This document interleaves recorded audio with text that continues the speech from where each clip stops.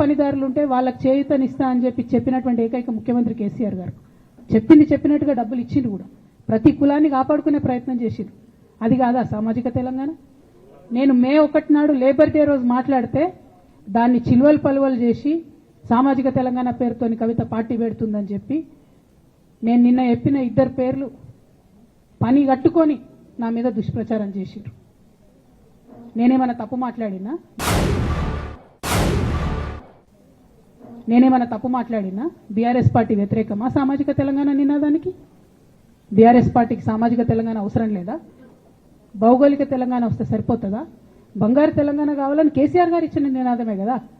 బంగారు తెలంగాణ అంటే ఏంది? హరీష్ రావు ఇంట్లో బంగారం ఉంటే, సంతోష్ రావు ఇంట్లో బంగారం ఉంటే బంగారు తెలంగాణ అవుతుందా? కాదు కదా. ప్రతి ఒక్క సమాజం బాగుంటేనే బంగారు తెలంగాణ అవుతుంది.